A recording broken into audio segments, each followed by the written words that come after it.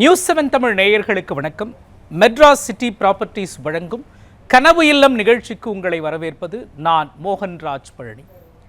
எங்கு நிலங்கள் வாங்கலாம், என்ன மாதிரியான நிலங்கள் வாங்கலாம், வீட்டு மனை வாங்குவதில் எதையெல்லாம் நாம் கவனிக்க வேண்டும், பட்டா சிட்டா அடங்கல் போன்றவை இதில் இருக்கும் சந்தேகம் என்ன, ரிஜிஸ்டர் செய்யும் பொழுது நமக்கு இருக்கக்கூடிய சந்தேகங்கள் என்ன போன்ற பல கேள்விகள் நிலம் வாங்குபவர்களாக இருக்கட்டும், ஒரு வீட்டு மனை வாங்குபவர்களாக இருக்கட்டும், வீடு கட்டுபவர்களாக இருக்கட்டும், பல கேள்விகள் இருக்கும். இந்த கேள்விகளுக்கெல்லாம் ஒரு தெளிவான ஆலோசனையை வழங்கும் நிகழ்ச்சி தான் இது. பார்த்து கொண்டிருக்கும் நேயர்களாகிய உங்களுக்கு இது போன்ற சந்தேகங்கள் இருந்தால் திரையில் தெரியக்கூடிய தொலைபேசி எண்ணுக்கு தொடர்பு கொண்டு உங்களுடைய கேள்விகளை கேட்கலாம். உங்களுடைய கேள்விகளுக்கும் என்னுடைய சந்தேகங்களுக்கும் விரிவாக பதிலளித்து ஆலோசனையை வழங்குவதற்காக ரியல் எஸ்டேட் ஆலோசகர் மற்றும் ரியல் எஸ்டேட் கூட்டமைப்பின் தலைவர் டாக்டர் ஏ ஹென்றி நமது அரங்கிற்கு வருகை தந்திருக்கிறார். அவரை வரவேற்று நாம் நிகழ்ச்சிக்குள் செல்லலாம். வணக்கம் சார். வணக்கம் சார், எப்படி இருக்கீங்க? நல்லா இருக்கேன் சார். வாழ்த்து சார். குறிப்பாக ஒன்று சொல்லுவாங்க, கல்யாணத்தை பண்ணிப்பார் வீட்டை கட்டிப்பார் அப்படின்னு சொல்லுவாங்க. எனக்கு கல்யாணம் ஆகி 2 வருஷம் ஆகுது. இப்போ அடுத்ததாக வீடு கட்டணும் அப்படிங்கிற ஒரு பிளான் எனக்கும் இருக்குது. அதே மாதிரி பார்த்துட்டு இருக்கிற நிறைய யங்ஸ்டர்ஸுக்கு இருக்கும். இந்த வீடு கட்டணும் அப்படின்னா என்னென்னலாம் முதல்ல பார்க்கணும், அதுக்கு ஒரு வீட்டு மனை வாங்கணுன்னா என்னெல்லாம் பார்க்கணும் சார்? படித்து முடித்த உடனே வேலை கிடைக்குதோ இல்லையோ, மனிதனுக்கு 2 அச்சீவ்மெண்ட்டு. ஒன்று கல்யாணம், இன்னொன்று வீடு. சொந்த குடிசைனாலும் ஓலை குடிசை நமக்கு, ஓலை குடிசைனாலும் சொந்த குடிசையாக இருக்கணும் அப்படிங்கிறது நிறைய 90s கிட்ஸோட எதிர்பார்ப்பு சார், கனவுகள் இல்லையா? ஸோ அந்த கனவுகள் இப்போ கல்யாணம் பண்ணிட்டீங்க, அடுத்தது மனை வாங்கிட்டீங்க, வீடு கட்டணுமா மனையும் வாங்கணுமா? மனையும் வாங்கணும், வீடும் கட்டணும். மகிழ்ச்சி. முதல்ல நீங்கள் மனையை எப்படி தேர்ந்தெடுக்கணும்னா, ஃபர்ஸ்ட் ஆஃப் ஆல் நீங்கள் உடனடியாக வீடு கட்டி குடியேறுவதற்கு தகுதியான மனையா, அந்த மனை டிடிசிபி அனுமதி பெற்று இருக்கிறதா, நீங்கள் சென்னை பெருநகர வளர்ச்சி குழுமத்துக்குள்ளே இருந்துச்சுன்னா சிஎம்டிஏ அப்ரூவ்டா அப்படின்னு பார்க்கணும். இப்போ சிஎம்டிஏ அப்ரூவ்டு எதுன்னு பார்த்தீங்கன்னா அதனுடைய எல்லை இப்போ ஒருங்கிணைந்த சென்னை மண்டலம் அப்படின்னுவோம். சென்னை, திருவள்ளூர், காஞ்சிபுரம், செங்கல்பட்டு, அப்புறம் வேலூர், ராணிப்பேட்டை, வேலூர்லேருந்து ராணிப்பேட்டை மாவட்டம் பிரிஞ்சது. ராணிப்பேட்டையில் இருக்கக்கூடிய அரக்கோணம் தாலுக்காவும் சிஎம்டிஏ. இப்போ அப் டு சிஎம்டிஏனுடைய எக்ஸ்பான்ஷன் விரிவாக்கம் வந்து அப் டு அரக்கோணம் வரைக்கும், இந்த பக்கம் கும்மிடிப்பூண்டி வரைக்கும் சென்னை பெருநகர வளர்ச்சி குழுமத்தினுடைய எல்லை வந்து விரிவாக்கம் செய்யப்பட்டிருக்கிறது. ப்ரெசென்ட் வந்து இப்போ 1189 சதுர கிலோமீட்டர் தான் சிஎம்டிஏ. ஆனால் ப்ரொபோஸ்டு 5904 சதுர kilometre CMDA. 4 times increase. Chennai விரிவடையுது. ஸோ அப்போ விரிவடையும் பொழுது இங்கெல்லாம் சிஎம்டிஏ கிடைக்கும். அதர் தென் சிஎம்டிஏ தமிழகத்தை பொறுத்த வரைக்கும் நிலப்பரப்பளவு பார்த்திங்கன்னா 1,30,058 சதுர கிலோமீட்டர். ஸோ இந்த 5904 தவிர மீதி எல்லாமே DTCP, directorate of town and country planning, தமிழக நகர் ஊரமைப்பு இயக்குநரகம் சொல்லுவோம். ஸோ அவங்க தான் வந்து அனுமதி கொடுப்பாங்க. ஸோ இவங்களோட காம்பிடென்ட் அத்தாரிட்டிஸ் இருக்காங்க. யார்? நகராட்சியை பொறுத்தவரைக்கும் நகராட்சி, மாநகராட்சியை பொறுத்தவரைக்கும் மாநகராட்சி, ஊராட்சியை பொறுத்தவரைக்கும் ஊராட்சி, பேரூராட்சியை பொறுத்தவரைக்கும் பேரூராட்சி. இவங்களாம் காம்பிடென்ட் அத்தாரிட்டி, அதிகார பகிர்வு. அவங்களுக்கு சில நார்ம்ஸ் இருக்குது. 24 சென்ட்டுக்குள்ளே 8 யூனிட்டுக்குள்ளே அனுமதியெல்லாம் அவங்க கொடுப்பாங்க. ஸோ இப்படி அதிகாரம் பெற்றவர்கள் முறையாக அதுக்கு அனுமதி கொடுக்கப்பட்டிருக்கிறதா, அனுமதி கொடுத்திருக்கிறார்களான்னு பார்க்கணும். 1/5/2017 பிறகு அனுமதி வாங்கப்பட்டிருந்தால் அந்த அனுமதி வாங்கப்பட்ட மனைப்பிரிவில் 500 சதுர மீட்டருக்குள்ளே 8 யூனிட்டுக்கு வரைக்கும் ரேரால நீங்கள் பதிவு பண்ண வேண்டிய அவசியம் இல்லை. ஆமாம், real estate regulatory authority, real estate ஒழுங்குமுறை ஆணையம். ஸோ அதில் வந்து நீங்கள் 500 சதுர மீட்டருக்கும் 8 யூனிட்டுக்கும் மேலே இருக்குதுன்னா கட்டாயம் அதில் பதிவு பண்ணணும். காலர்னா பேசிட்டு தென் கண்டினியூ பண்ணணும். நிச்சயமாங்க சார். அடுத்ததாக பேச்சு அம்மா திருச்சியிலிருந்து இணைஞ்சிருக்காங்க. முதல் நேயர். அம்மா, உங்களுடைய சந்தேகத்தை நீங்கள் சார்கிட்ட கேட்கலாம். மேடம் வணக்கம், சொல்லுங்கம்மா. சொல்லுங்க, உங்க கேள்வியை சொல்லுங்க. நாங்க வந்து இடம் வாங்கிடும்போது இடம் கரெக்டா இருந்தது சார், எங்க முன்னாடியே அளந்து கொடுத்தாங்க. சரிங்கம்மா. ஹலோ அம்மா, சொல்லுங்க லைட்டா வால்யூம். திருச்சி வந்து இப்ப நாங்க இது அளந்து பார்க்கும்போது எங்களுக்கு வந்து இடம் கம்மியா வருது. சரிங்கம்மா. பின்னாடி வந்து இடம் வந்து கிட்டத்தட்ட 4 அடி கம்மியா வருதுங்க சார். சரிங்க. நீங்க வாங்கினது அனுமதி பெற்ற மனையாமா, பட்டா மனையாமா? அனுமதினா பஞ்சாயத்துல வந்து அனுமதி கொடுத்திருக்காங்க. பஞ்சாயத்து அனுமதிங்கிறது இறுதி ஒப்புதல் மட்டும்தாம்மா கொடுக்க முடியும். அது தவறுதலா பஞ்சாயத்து அனுமதி கொடுத்துருக்காங்க. பட்டா வாங்கிட்டீங்களா? உங்க இடத்துக்கு பட்டா வாங்கிட்டீங்களாம்மா? பட்டா வாங்கிட்டோம் சார். பட்டாப்படி உங்களுடைய இடம் இருக்குதா இல்லையா? அனுமதிக்காக, கவர்மெண்ட் அனுமதிக்காக இப்ப வந்து அப்ளை பண்ண அவங்க வந்து பணம் கட்ட சொல்லி ஆர்டர் பண்ணிருக்காங்க. சரிங்கம்மா. ஒரு சர்வேயரை வச்சு அளந்துக்கு வந்து எடுத்துட்டு வாங்கம்மா, நாங்க வந்து உடனே உங்க இடத்த வந்து கரெக்டா புள்ளி போட்டு இது பண்ணி கொடுக்குறோம். நாங்க இல்ல கரெக்டு தாம்மா. உங்களுக்கு பட்டா எங்களுக்கு 2 அடி கம்மியா இருக்கு சார். இல்லம்மா, பட்டாப்படி உங்களுடைய இடம் இருக்குதா இல்லையா? இல்லைங்க சார், இடம் கம்மியா தான் சார் இருக்கு. பட்டாவில் எவ்வளோ சதுரடிக்கு பட்டா வச்சுருக்கீங்கம்மா? 3660 சதுரடி சார். இல்லைம்மா, பட்டாவில் உங்களுக்கு ஒரு புலப்படம் எஃப்எம்பி கொடுத்துருப்பாங்க. அந்த எஃப்எம்பி படி உங்கள் இடம் சரியாக இருக்கும். நீங்கள் அதை முறையாக கவர்மெண்ட் சர்வேயருக்கு செல்லான் கட்டுங்க. எஃப்லைன் சர்வே ஃபீல்டு அளக்கிறதுக்கு நிச்சயமாக அவங்க அளந்து கொடுப்பாங்க. பட்டாப்படி கரெக்டாக இருக்கும். ஆவணத்தில் வேணால் முன்ன பின்ன உங்களுக்கு வித்தியாசங்கள் இருக்கும். பஞ்சாயத்து அப்ரூவ்டுன்னும் போது அவங்க கொஞ்சம் முன்ன பின்ன கொடுத்துருப்பாங்க. ஆனால் பட்டா வழங்கியிருப்பாங்க. அந்த பட்டாவில் புலப்படம் இணைக்கப்பட்டிருக்கும். அந்த புலப்படப்படி சரியாக உங்களுடைய இடத்த அளந்து கொடுக்கறதுக்கு அங்கே இருக்கக்கூடிய நில அளவையாளர் உதவி செய்வாங்கம்மா. நீங்கள் தாலுக்கா ஆஃபீஸில் நீங்கள் அதுக்காக செல்லான் கட்டுங்க, முறையாக அளந்து கொடுப்பாங்க. ஓகேங்க சார். அதில் ஏதாவது உங்களுக்கு சிரமம் இருந்தால் எங்களை தொடர்பு கொள்ளுங்க, உங்களுக்கு உதவி செய்கிறோம். ஓகேங்க சார். அடுத்ததா அன்பழகன் வடபழனியிலிருந்து இணைந்திருக்கிறாரு. அன்பழகன் சார், உங்களுடைய கேள்வியை நீங்கள் சார் கிட்ட கேட்கலாம். வணக்கம் அன்பழகன் சார், சொல்லுங்கள். சார் வணக்கம் சார். வணக்கம் சார், இப்போ நான் ஒரு 10க்கு 20 இருக்கு சார். ஒரு இடம் இருக்கு, நான் பார்த்து வச்சிருக்கிறேன். அந்த இடம் வாங்கலாம்னா அந்த மார்க்ஸ்படிக்கிட்ட டிரான்ஸ்ஃபார்மர் இருக்கு, இபி டிரான்ஸ்ஃபார்மர். ஓகே. அது கறி முழுசா மறைச்சிது. அப்போ அந்த இடம் நான் வாங்கிட்டேன்னா நான் ஏதாவது இபி ஆஃபீஸ்ல ஏதாவது சொன்னாங்கன்னா அவங்க அந்த டிரான்ஸ்ஃபார்மர் எடுத்துருவாங்களா? வாய்ப்பு இருக்குங்களா? இல்லை, உங்களோட தெரு மேலே வச்சுருக்காங்களா, உங்கள் இடத்துல வச்சுருக்காங்களா? இபி நீங்கள் வாங்க போகிற இடத்துல வச்சுருக்காங்களா? இல்லை, ரோடு மேலே ரோடு ஓரத்தில் வச்சுருக்காங்க. அதுக்கு பக்கத்தில் என்னோட இடம் இருக்கு. ஆமாம். இப்போ சார், முன்னாடி அனுமதி எல்லாமே நீங்கள் ப்ராப்பராக இபிக்கு தனியாக இடம்லாம் ஒதுக்கீடு பண்ணலை சார் அப்ரூவலில். இப்போ எல்லாமே இபிக்கு தனியாக அனுமதிக்காக ஒதுக்குறாங்க. அதனால் அதை டிரான்ஸ்பாரத்தை மாற்ற முடியுமா அப்படின்னு கேட்டிங்கன்னா, கம்ப்ளீட்டாக நீங்கள் அண்டர் கிரவுண்டில் கேபிள் கொண்டு போயிட்டு நீங்கள் அந்த சிஸ்டம் மாறும்போது தான் மாறும். உடனடியாக நீங்கள் மாற்ற முடியாது. நீங்கள் வேண்டாம் அப்படின்னும் போது பக்கத்து மனைக்காரும் வேண்டான்னு வர, அப்போ இபி எப்படி வரும் உங்களுக்கு? ஸோ அதனால் இப்போதைக்கு அதை உடனடியாக நீங்கள் ஒருவேளை இபி கம்பம் மட்டும் இருக்குதுன்னா கம்பத்தை மாற்றிட முடியும். டிரான்ஸ்ஃபார்மரையே மாற்ற முடியுமா அப்படின்னு கேட்டால் மாற்ற முடியும். அது காலங்கள் ஆகும், உடனடியாக மாற்ற முடியாது சார். அதனால் நீங்கள் டிரான்ஸ்ஃபார்மர் இல்லாத இடத்த தேர்ந்தெடுத்து வாங்குங்க. அதுதான் உங்களுக்கு உடனடியாக பயன் கிடைக்கும்னு நினைக்கிறேன் சார். இந்த மாதிரி டிரான்ஸ்ஃபார்ம் அப்படிங்கிறது இன்னும் ஒரு வித்தியாசமான ஒரு பிரச்சனை. இந்த மாதிரி இடம் வாங்குறப்போ வேறு என்னென்ன பிரச்சனைகள்லாம் உன்னிப்பாக கவனிக்கணும் சார்? ஆமாம். இப்போ நம்ம ரியல் எஸ்டேட் ஒழுங்குமுறை ஆணையம் வரைக்கும் ஸோ அந்த ரேராவில் 8 யூனிட்டுக்குள்ளே 500 சதுர மீட்டருக்குள்ளே இருக்கிற இடங்களை பதிவு செய்ய வேண்டிய அவசியம் இல்லை. 1/5/2017க்கு பிறகு அனுமதி பெற்ற அத்துணை மனைகளும் இந்த வரம்புக்கு மேலே 8 மனைக்கு மேலேயோ 8 வீடுகளுக்கு மேலேயோ 500 சதுர மீட்டருக்கு மேலேயோ இருக்கக்கூடிய இடங்கள் நிறைய பேர் போதிய விழிப்புணர்வு இல்லாமல் புரிதல் இல்லாமல் அவங்க ரியல் எஸ்டேட் ஒழுங்குமுறை ஆணையத்தில் பதிவு செய்யாமல் இருக்காங்க. அப்போ அதுக்கெல்லாம் இப்போ பெனால்ட்டி ப்ராஜெக்ட் வேல்யூவில் நீங்கள் நம்ம 1 கோடி ரூபா மதிப்புள்ளதுன்னா 2 லட்ச ரூபா பெனால்ட்டி போட்டு அனுப்பிச்சிட்ருக்காங்க நோட்டீஸ் வேறு.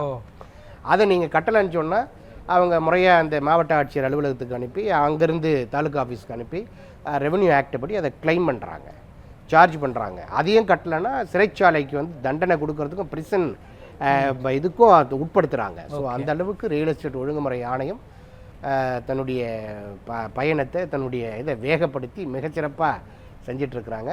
ஸோ அதனால் நீங்கள் அதை வாங்கிறதுக்கு முன்னாடி சரியாக அது ரேரா அனுமதி இருக்குதா, அந்த வரம்புக்குள்ளே இருக்குதா அப்படிங்கிறத கவனித்து வாங்கினா அது சரியாக இருக்கும். அடுத்தது நீங்கள் ஏதோ நிலம் கொடுத்துட்டாங்க, அப்ரூவ்டு கிடச்சிருச்சு, ரேரா அனுமதி கிடச்சிருச்சுன்னு கண்ண முடின்னு வாங்கிடக்கூடாது.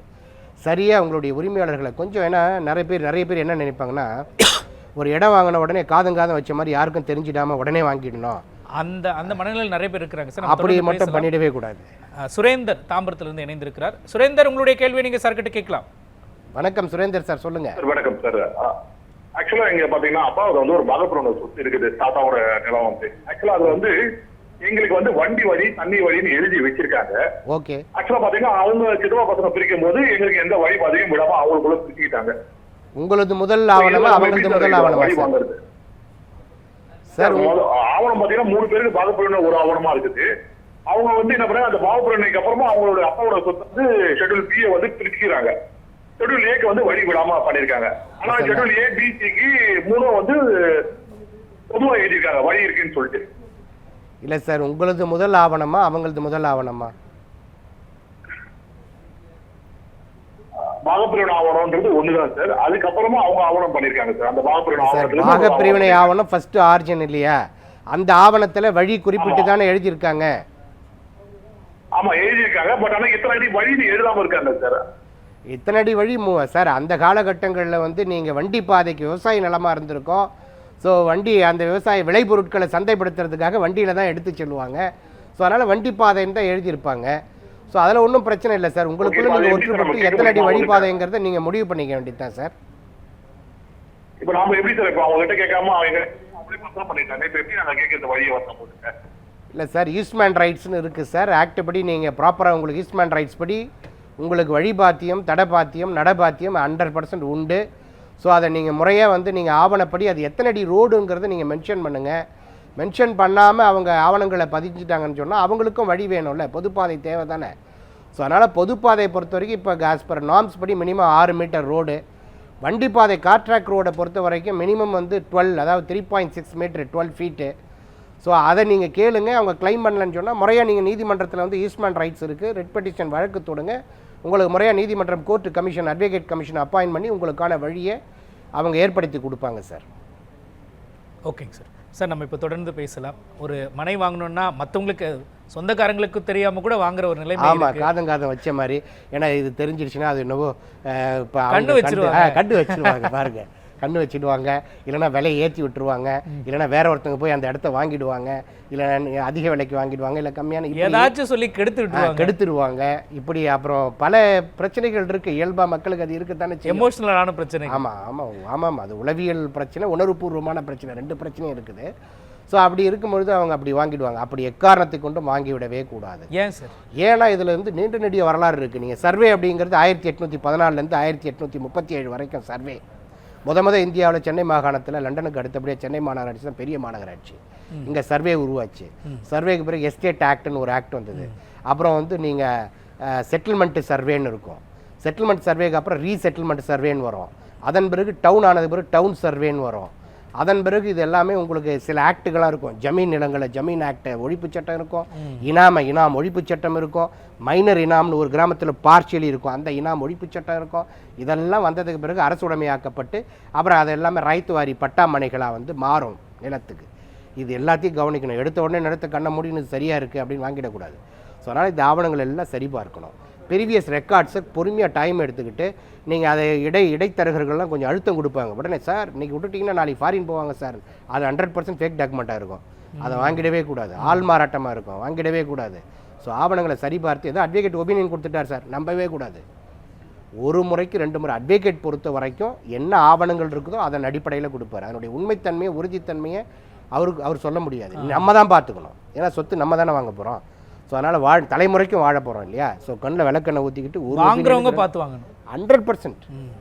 இப்போ நம்ம உணவு வாங்குகிறோம், பிடிக்கலன்னா தூக்கி போட்டுடலாம். ட்ரெஸ் வாங்குகிறோம், உடுப்பு செட் ஆகலைன்னா தூக்கி போட்டுடலாம். ஆனால் வீடுங்கிறது வாழ்நாள் தலைமுறைக்கும் அது வந்து வாழக்கூடிய ஒரு ஆஸ்தி அது. ஓகே. ஸோ அதை வாங்கும் பொழுது ஒரு முறைக்கு 2 முறை நல்லா கவனமாக தெளிவாக கண்ணில் விளக்கெண்ணெய் ஊற்றிக்கிட்டு ஒரு ஆளுகிட்ட 2 பேர்கிட்ட ஒப்பீனியன் எடுத்து பேரண்ட் டாக்குமெண்ட்ஸ் எல்லாத்தையும் வெரிஃபை பண்ணணும். டாக்குமெண்ட் வந்த வழியை வெரிஃபை பண்ணணும். அதில் இருக்கக்கூடிய சர்வே நம்பரை, சப்டிவிஷன் நம்பரை, பட்டா நம்பரை, 4 பவுண்ட்ரியை, இது எல்லாத்தையும் செக் பண்ணணும். 4 பக்க எல்லைகளில் என்ன இருக்குது, அளவுகள் என்ன இருக்குது, இது சரியாக இருக்கான்னு பார்க்கணும். சில பேர் வந்து தவறு பண்ணுறவங்க வந்து என்ன பண்ணுவோம், அப்பா பேர் வந்து இப்போ மோகன்ராஜ், தந்தை பேர் வேறு ஏதாவது போட்டுருவான், முன்னாடி கரெக்டாக இருக்கும், அந்த தொடர்பை பார்க்கணும். இப்படி எல்லாத்தையும் ஐடியோட நம்பர்ஸை பார்க்கணும். சில பேர் வந்து நீங்கள் 2000 ஆண்டு வரைக்கும் என்னென்னா எழுதி நான் விற்கிறேன்னா நான் மட்டும் கையெழுத்து போட்டால் போதும், நீங்கள் ஃபாரினில் இருப்பீங்க. அப்போ மோகன்ராஜ்ன்றது தெரியவே தெரியாது. வேறு யாரையோ ஒரு மோகன்ராஜை கூட்டின்னு வந்து விற்றுருவாங்க. ஸோ இப்படியெல்லாம் அதெல்லாம் நல்லா தெளிவாக அட்ரஸை பார்த்து, ஐடி ப்ரூஃபை பார்த்து தெளிவாக, அப்புறம் வருவாய் பதிவேடுகளை, நான் சொன்ன பதிவேடுகள்லாம் பார்த்து, அதன் பிறகு நில உச்ச வரம்பு சட்டத்துக்குள்ளே வந்திருக்கான்னு பார்க்கணும். அது இல்லைன்னு சொன்னால் யூடிஆரில் பேர் ஏதாவது பத்திரம் கரெக்டாக இருக்கும், பட்டா மாறி இருக்கும். நிலத்தை அனுபவிச்சுட்டு இருந்திருப்பார், 7 உழுதுட்டு இருந்திருப்பார், பாடுபட்டிருப்பார், அவர் பேரில் பட்டா மாறி இருக்கும், அவர்கிட்ட இருந்து வாங்கிடக்கூடாது. இப்படி பல விடயங்களை நல்லா கூடுதலாக கவனத்தில் கொண்டு தெள்ள தெளிவாக பார்த்து அவங்க சொத்துக்களை வாங்கினா அவங்க தலைமுறைக்கு மகிழ்ச்சியாகவும் சந்தோஷமாகவும் இருக்கலாம். இல்லைன்னு சொன்னால் ரொம்ப சிரமம் அது. ஓகேங்க சார். அடுத்ததாக ஈரோட்டிலேருந்து ராஜலட்சுமி இணைந்திருக்காங்க. ராஜலட்சுமி, உங்களுடைய கேள்வியை நீங்கள் சார்கிட்ட கேட்கலாமா? வணக்கம்மா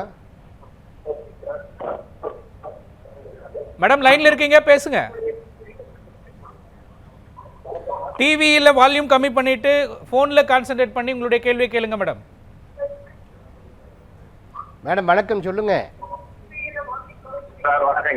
ஐயா வணக்கம், சொல்லுங்கய்யா.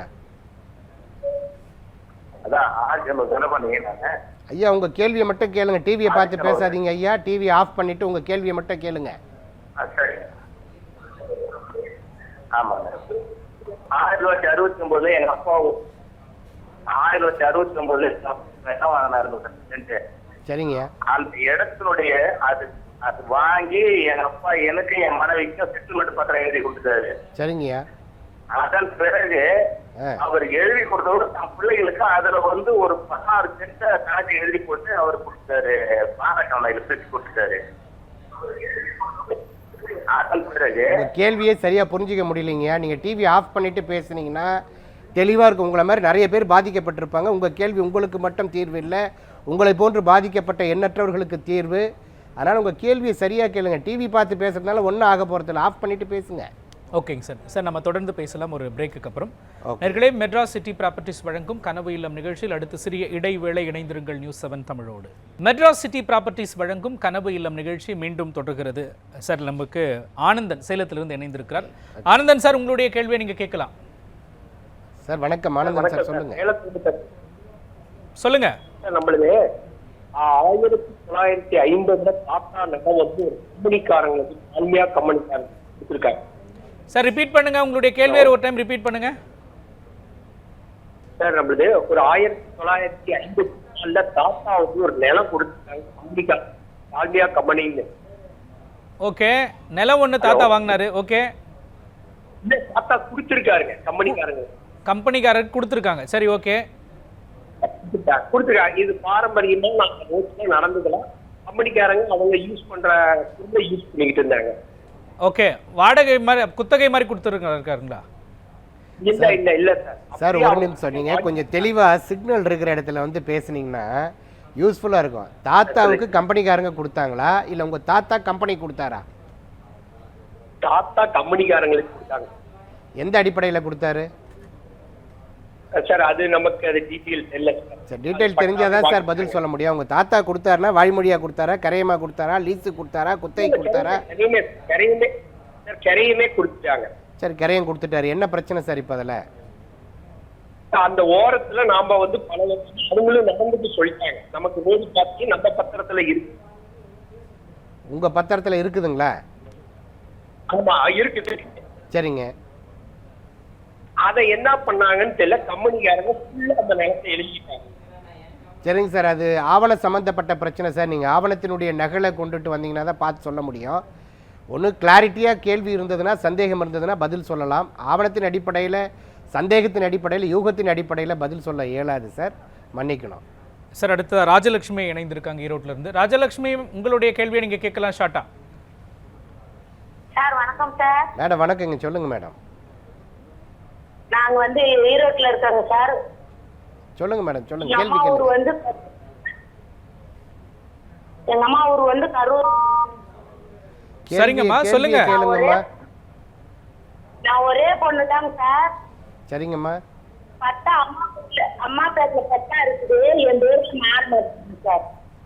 அம்மா இருக்காங்களாம்மா?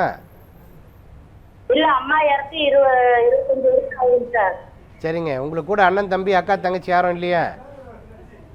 யாருமே இல்லைங்க சார். அப்பா இருக்காங்களா? ஒரே ஒரு பொண்ணு. யாருமே இல்லைங்க சார். அப்பாவும் இல்ல, அம்மாவும் இல்ல. சரிங்கம்மா. 2 பேருடைய இறப்பு சான்றிதழும் வாரிசு சான்றிதழும் வாங்கிடுங்க.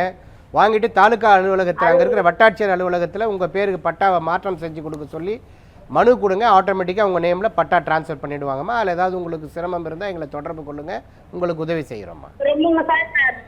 சார் சிரமங்க சார். கொஞ்சம் என்னங்கம்மா? கொஞ்சம் சிரமங்க சார். சார் என்ன சிரமங்கம்மா? என்னோட பொறுப்பு ஒண்ணுமே அந்த ஊர்ல இல்லைங்க சார். இல்லைம்மா, அது எந்த ஊரில் இருந்தாலும் பரவாயில்லம்மா. நீங்கள் தான் உங்கள் அம்மா அப்பாவுக்கு பொண்ணுங்கிறதுக்கு இறப்பு சான்றிதழும் வாரிசு சான்றிதழும் வாங்கினீங்கன்னா தான் தொடர்பு வரும்மா. அம்மாவோட இறப்பு. ஆமாம், இவங்க பாருங்க வினோதமாக சிரமன்றாங்க பாருங்க. அதாவது சொத்து வேணுமா, ஆனால் அம்மா அப்பாவோட இறப்பு சான்றிதழ் இவங்க தான் வாரிசுன்றது சான்றிதழ் வாங்க சிரமம் அப்படின்றாங்க. வாங்கினா மட்டும்தான் இவங்க உறுதிப்படுத்த முடியும் சார். குறிப்பாக இந்த மாதிரி நிலங்கள், வீட்டு மனைகள் அப்படிங்கலாம், ஆவணங்கள் அப்படிங்கிறது எந்த அளவுக்கு முக்கியம்? அதுதான் ரொம்ப ரொம்ப முக்கியம். அதை தான் சொல்லிட்டு இருந்தோம். ஆவணங்களை எப்படிலாம் பார்த்துட்டு வரணும்னு சொல்லிட்டு இருந்தோம். ஸோ வெறும் அந்த ஆவணங்களை, பேரண்ட் டாக்குமெண்ட்டை அது மாத்திரம் பார்க்காம, நீங்கள் பதிவுத்துறை வந்து இங்கே சட்டம் வந்து 1860. ஆனால் சென்னை மாகாணத்தில் 1865 பதிவு அலுவலகம் செயல்படுது. ஸோ ஆவணங்களை பதிவு செஞ்சு இருக்கிறவங்க, அதை கைமாற்றுறவங்க, செட்டில்மெண்ட் எழுதி வைக்கிறவங்க, உயில் எழுதி வைக்கிறவங்க, தானமாக கொடுக்குறவங்க, விடுதலை ஆவணமாக கொடுக்குறவங்க, பாகப்பிரிவினையாக கொடுக்குறவங்க, இது எல்லாமே அந்த ஆவணங்களை பதிவு செய்யலாம். அப்படி பதிவு செய்யும் பொழுது வில்லங்க சான்றிதழ் என்கம்பரன்ஸ் சர்டிஃபிகேட்டில் என்ட்ரிஸ் வரும். ஸோ அதனால் 1865 1975 வரைக்கும் மேனுவல் ஈஸி, 75 இப்போ வரைக்கும் கம்ப்யூட்டர் ஈஸி, ஆன்லைனில் நீங்கள் ஈஸியாக வியூ பண்ணிக்க முடியும். எதெல்லாம் விலங்கு சான்றிதழ் காட்டும், இதெல்லாம் காட்டாதுங்க சார். உயில் ஆவணம் 100% காட்டவே காட்டாது. அதே போல் இந்த பொது அதிகார ஆவணம் டிரான்சாக்ஷன் இருக்கு பாருங்க, அது 2012க்கு பிறகு நீங்கள் வந்து கம்ப்யூட்டரைஸ்டு ஆனதுக்கு பிறகு தான் காட்டும். Power document. ஆமாம், பவர் ஆஃப் அட்டானி. அதுக்கு முன்னாடி புக் 4 இது. புக் 4ல் பதிவு செஞ்ச எந்த ஆவணங்களும் காட்டாது. அதே போல் அதாவது நீங்கள் ரிஜிஸ்டர் ஆஃபீஸில் வந்து புக் 1, புக் 2, புக் 3, புக் 4னு வச்சுருக்காங்க. ஸோ அந்த புக் 4ல் பதிவு பண்ணுற எந்த ஆவணங்களையும் காட்டாது. உயில் வந்து ரகசியம், பாதுகாக்கப்பட வேண்டிய ஆவணம், அதுவும் நீங்கள் வந்து ஈஸியில் காட்டாது. அவங்க வந்து அதை பாதுகாப்பு, நீங்கள் இருக்கிறீங்க, உயிருள்ள எந்த ஜீவனுக்கும் சொத்துக்களை எழுதி வைக்கலாம். உங்களுடைய சுய சம்பாத்தியத்தை சொத்தை உயிருள்ள எந்த ஜீவனுக்கும், பெட்டு ஒன்று ஆசையாக வளர்க்குறீங்கன்னா அந்த பெட்டு பேரில் கூட எழுதி வச்சுட்டு பெட்டு காலத்துக்கு பிறகு அந்த சொத்து யாருக்கு போகணும் நீங்கள் எழுதி வச்சிடலாம். ஸோ அந்த அளவுக்கு உங்களோட செல்ஃப் ஏர்னடு ப்ராப்பர்ட்டியை நீங்கள் எழுதி வச்சிடலாம். ஆன்செஸ்ட்ரல் ப்ராப்பர்ட்டி உங்களுக்கு வர அன்டிவைடட் ஷேரை எழுதி வச்சிட முடியும். அந்த உயில் வந்து எத்தனை முறை வேணாலும் நீங்கள் வந்து ரத்து பண்ணி எழுதலாம் நீங்கள் உயிரோடு இருக்கிற காலகட்டங்களில். கடைசியாக எது எழுதுமோ. ஆனால் ஒவ்வொரு உயிலை நீங்கள் ரத்து பண்ணி புது உயில் எழுதும் பொழுதும் அந்த ரத்து பண்ண உயிலோட விவரங்களை அதில் மென்ஷன் பண்ணணும். சார், இப்போ ஒரு உயில் எழுதுறாங்க, அதை எடுத்துகிட்டு போயிட்டு ரிஜிஸ்டர் பண்ணுறோம். ரிஜிஸ்டர் பண்ணிட்டு பிறகு நம்ம ரிஜிஸ்டர் பண்ணணுன்ற மேண்டேட்டரியே இல்லை. ஒரு உயில பதிவு பண்ணணுங்கிற அவசியமே இல்லை. அது மரண பண்ணிட்டோம்னு வச்சுக்கோங்களேன். இப்போ அடுத்ததாக பண்ணாமல் ஒரு உயில் எழுதுகிறோம், எது செல்லும் சார்? நீங்கள் பண்ணாமல் எழுதுகிற உள்ள நீங்கள் பண்ணணும். இந்த மாதிரி நான் இந்த அலுவலகத்தில் இந்த ஆவணம் என்ன இந்த தேதியில் நான் பதிவு பண்ணியிருக்கிறேன், அதில் தேதி முக்கியம், சாட்சிகள் கட்டாயம் கையொப்பம் இடணும், சொத்து வந்து தெளிவாக இருக்கணும். நீங்கள் தேதியும் இல்லாமல் சொத்து விவரமும் இல்லாமல் சாட்சியம் இல்லாமல் எழுதக்கூடிய உயில்கள் செல்லாது. இவ்வளோ நேரத்தை செலவிடணுமாங்க சார்? நம்ம ஒரு பணம் கொடுக்குறோம், ஒரு வீட்டு மனையை வாங்குகிறோம், நல்லா இருக்குது பார்க்கறதுக்குன்ட்டு, அதன் பின்னாடி இவ்வளோ நேரம் சுத்தணுமாங்க சார்? நீங்கள் இதெல்லாம் பார்க்கணும் சார், பார்த்து தான் வாங்கணும் சார். ஏன்னா இன்றைக்கி வந்து அதை நான் அடிக்கடி சொல்லுவேனே, ஃபுட்டு வந்து 100 ரூபாய் 100s 1000s செலவு பண்ண வேண்டிய விஷயம். ட்ரெஸ்ஸு 1000s, வாய்ப்பு இருக்கிறவங்க லேக்ஸு. ஆனால் வீடுங்கிறது உங்கள் வாழ்நாளில் சம்பாதிக்கக்கூடிய முழு பணத்தை கடனை வாங்கியே நிறைய பேர் வீடை வாங்கி ஆசையாக வாழணும்னு ஒரு சோபாசிகேட்டடாக ஒரு லாவிஷாக வாழணும்லாம் இருக்கா. ஸோ அதனால் அதில் நீங்கள் எவ்வளவு பெரும் தொகையை கொடுத்து வீடு மனை வாங்கிறதுனால நீங்கள் முழுக்க உங்களுடைய கூடுதல் கவனத்தை அதில் செலுத்தி ரொம்ப தெளிவாக ஒரு வழக்கறிஞர்கிட்ட 2 வழக்கறிஞர்கிட்ட தெளிவுரை வாங்கி நேரம் காலத்தை ஒதுக்கி அந்த பிந்தைய ஆவணங்களை, வருவாய் பதிவேடுகளை, வில்லங்க சான்றிதழ் 3 இடத்துல நீங்கள் இது எல்லாத்தையும் பார்க்கணும். பார்க்காம நீங்கள் பாட்டு உங்கள் இஷ்டத்துக்கு நில உச்ச வரம்பல அதை எடுத்திருப்பா. ஸ்டாண்டர்ட் ஏக்கர்ஸ் ஆக்ட் நிலையான ஏக்கர் சட்டம் இருக்கும், அது அதிகப்படியான நிலம் வச்சுருந்தால் அதில் வந்துடும். அதில் இதாக இருக்கும். யூடிஆரில் நிலம் வச்சுருக்கிறவங்க பேரில் பட்டா வந்துட்டுருக்கோம். ஈஸியாக பார்க்காம அதை வாங்கிடக்கூடாது. ஸோ பட்டாவை பேக் டேட்டட் பார்க்கணும், இது எல்லாத்தையும் செட்டில்மெண்ட்டை பார்க்கணும். இது எல்லாத்தையும் பார்த்து நீங்கள் வாங்கினீங்கன்னா மட்டும்தான் மகிழ்ச்சியாக சந்தோஷமாக வாழ முடியும் அப்படின்னு சொன்னேன். அப்ரூவல் வாங்கிட்டீங்க. இப்போ அப்ரூவல் வாங்கின மனையில் நீங்கள் வீடு கட்ட போகிறீங்க. ஸோ வீடு கட்டுறதுக்கு முன்னாடி உங்களுக்கு என்னெல்லாம் செலவுகள் இருக்கும் அதை நீங்கள் அவசியம் தெரிஞ்சுக்கணும். இப்போ ஒரு அம்மா அந்த சார் நான் திருச்சியிலேருந்து பேசினாங்க. சார் நான் பிளாட் வாங்கிட்டேன் சார், ஆனால் நான் சர்வே பண்ணும்போது எனக்கு கம்மியாக இருக்குது, கவர்மெண்ட் அப்ரூவ்டுக்கு போனேன், பஞ்சாயத்து அப்ரூவ்டுனாங்க, அப்புறம் கவர்மெண்ட் அப்ரூவ்டுக்கு அப்ளை பண்ணேன். அவங்க நீங்கள் சர்வேரை வச்சு அளந்து நீங்கள் அதை பவுண்டரி ஃபிக்ஸ் பண்ணிவிட்டு வாங்க, 4 பக்க எல்லைகளில் கல் நட்டுட்டு வாங்க, அப்போ தான் நாங்கள் உங்களுக்கு இப்போ அனுமதி கொடுக்க முடியுன்றாங்க சார் அப்படின்னாங்க. அதனால் ஒரு இடத்த வாங்கிட்ட உடனே கண்ணை மூடிக்கிட்டு இது கம்மியாக விலைக்கு கிடைக்குதுன்னு வாங்கிடக்கூடாது. அது முதல்ல ஒரு அட்வான்ஸ் கொடுத்து உறுதிப்படுத்தணும்.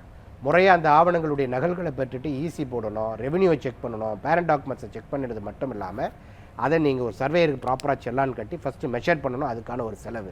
அடுத்து நீங்கள் என்ன வீடு கட்ட போகிறீங்க, திட்டம் தயார், வரைபடம் இருக்கும் இல்லையா, வரைபடம் போடுறதுக்கு நீங்கள் ஒரு ஆர்கிடெக்டையோ இன்ஜினியரையோ எல்பிஎஸ்சியோ ஃபிக்ஸ் பண்ணணும், அதற்கான செலவு.